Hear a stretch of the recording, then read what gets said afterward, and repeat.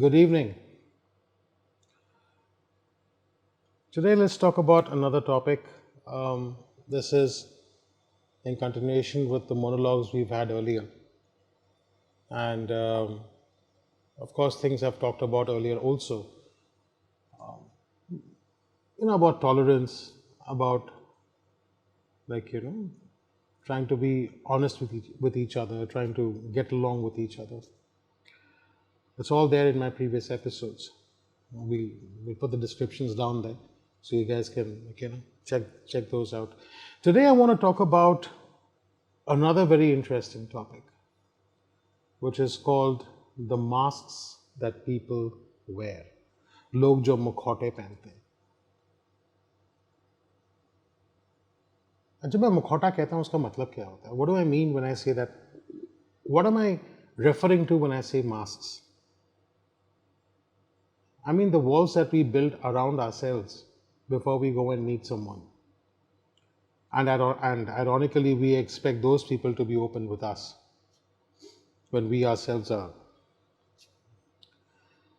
So the main topics that we'll cover would be pretense, fear, our true nature, and hidden anger. Let's start with pretense. All of us pretend in our lives. All of us. When we go to a party, we're always dressed up, we always look nice, we always smell nice. We always try to put our best foot forward. But that's not who we really are. In business meetings, we always tend to look very professional and the etiquettes are bang on. The moment we come back home, the masks come off. The masks of being nice to people, the masks of actually trying to empathize with people, the masks of generally trying to be an all-rounder good guy or nice lady. You know what I hate about pretense? What I hate about pretense is that the person whom you're talking to wearing that mask, he or she may really believe you. And believe you to such an extent that they might, according to today's terms, end up being clingy, which is another issue.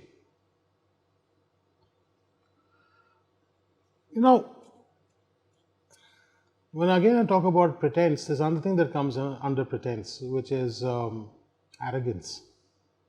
Because when you pretend, arrogance definitely comes in. When you are who you are, you're not playing a part, so you don't have to hide a lie. There's no sense in being arrogant. On that note, what I want to talk about is basically one aspect of it.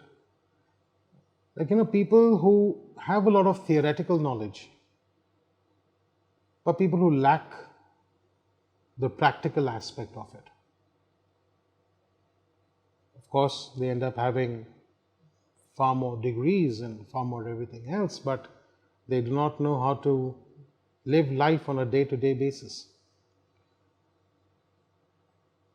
My request to such people, please remove this mask of superiority that you have.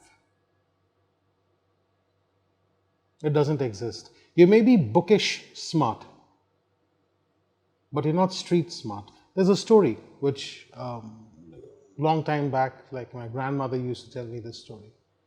There was this boatman and there was a scholar. Now, this boatman's job was to ferry people from one bank of the river to the other. That was his only job, and that's all he knew. But, he was happy in his small little world, and he would not earn much, like a very meager amount, but good enough to support his family. One fine day, he had to pick up a scholar from one side of the bank and drop him off to the other side. In that little journey, The scholars started asking him, "Do you know mathematics?" The boatman replied in a very small voice, "No." "Do you know physics, chemistry, biology, literature, language, philosophy?" He said, "I'm a poor boatman. My only job is if I can ferry people from this side to the other side safely. I make a very meager amount, but in that meager amount, I'm happy because at least the bellies of my kids and my wife are, relatively full." Scholar starts laughing. He says, "You're an idiot. तुम्हें कुछ नहीं पता." "क्या पता है तुम्हें? तुमने ये नहीं पढ़ा, तुम्हें कुछ नहीं पता." And he kept on belittling that poor man. Till the time the boatman was so fed up with the rantings of the scholar, he tipped the boat. And when he tipped the boat, the scholar fell inside the water. He started shouting, "Help! Help!" The boatman looked at the scholar and asked, "Do you know how to swim?"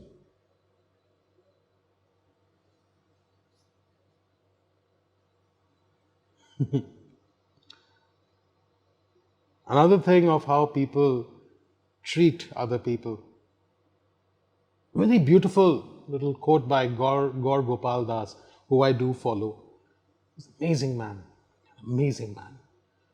When he had said this, that when I was no one asked how I was. But now that I'm successful, everyone seems to be my well wisher. Doesn't that happen? You have friends till you have enough. When your house is full and you can throw a party and things like that, of course you have friends, of course you have well wishers. What happens when all of that is taken away? Who are the true people behind you? Who are actually standing behind you, even in times of need? Those are true friends. That's when the masks fall off. That's when the masks fall off. I'm going to end this thing for pretense right now, since that's one topic. The next topic, which we'll get on to, would be fear. Stay tuned.